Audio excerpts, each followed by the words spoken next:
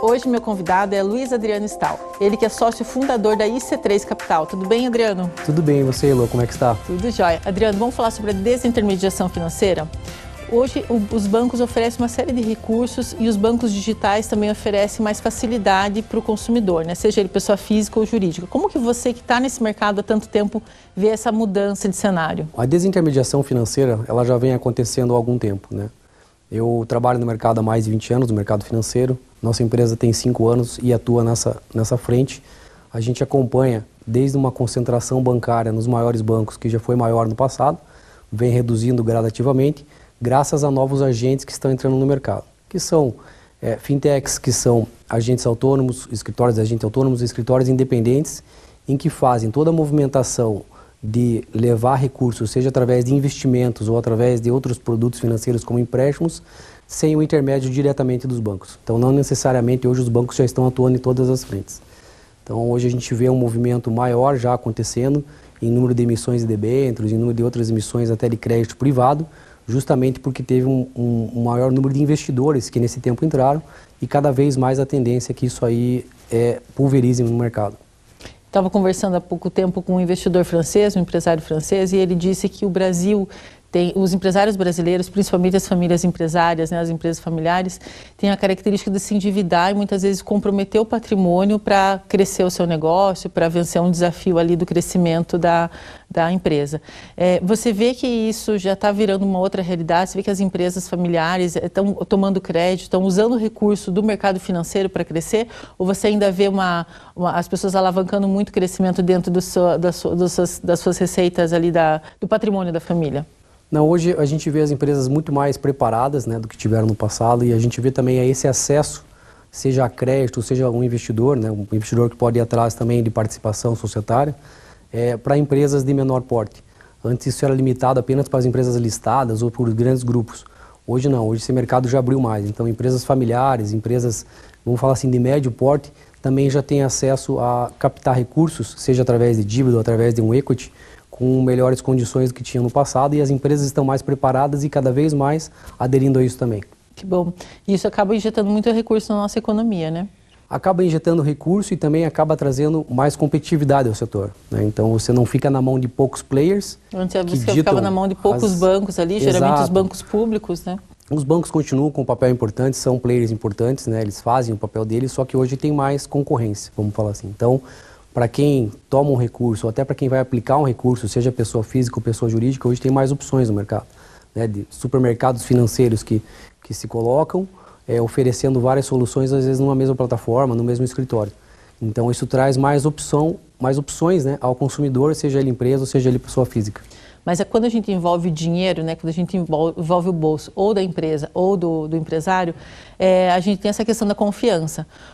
Esse trabalho que vocês fazem há 5 anos na IC3, vocês conseguem trabalhar esse vínculo de confiança? Como que vocês garantem para o empresário que vai tomar esse risco, vai tomar esse crédito, a confiabilidade desse recurso, né? O que vocês buscam entender da empresa para seguir o melhor caminho, né? O nosso trabalho, assim como é o trabalho de da nossa área, é um trabalho de credibilidade, né? Porque você tem que ter credibilidade nas duas pontas. Do lado do cliente e de quem é ao lado, o investidor que está aqui na outra ponta, seja ele um fundo, seja ele uma asset, seja ele uma pessoa física. Então, você tem que levar essa credibilidade para as duas partes, porque senão você não consegue atrair bons negócios, né? E acho que acima de tudo é transparência.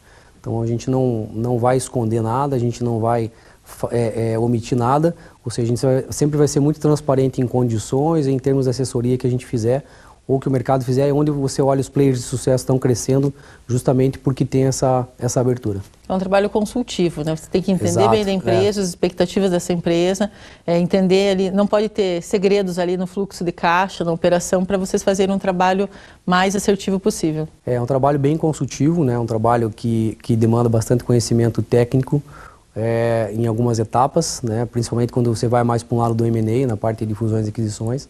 Não que no crédito não seja, mas na outra área do M&A ele é um trabalho mais técnico.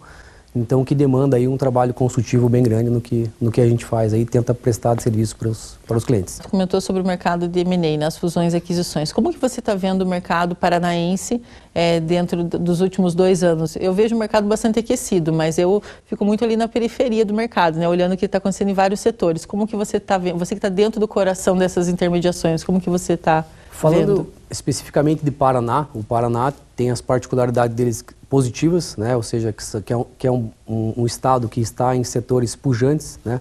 Agronegócio, energia, indústrias de proteína, além de outras, indústria automotiva é muito forte aqui, então você tem alguns segmentos chaves que fortalecem a nossa economia, além de ser um povo extremamente trabalhador, né? Assim como no geral.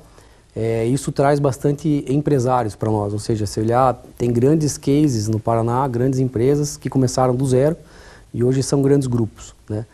Esse lado de fusões e aquisições aqui, ele acaba sendo atraído, né, justamente por essas boas empresas.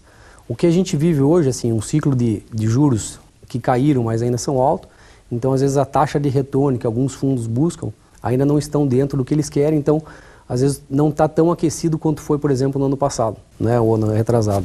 Mas ele tem uma tendência aí de melhora com a curva de juros se estabilizando ou caindo um pouco a médio e longo prazo, né. Por outro lado, você também tem uma demanda muito grande dos consolidadores, ou seja, grandes players que estão em busca dessas oportunidades. Muitos setores consolidando, né, a gente vê em várias frentes, educação, saúde, própria questão do agro, como a gente comentou, varejo.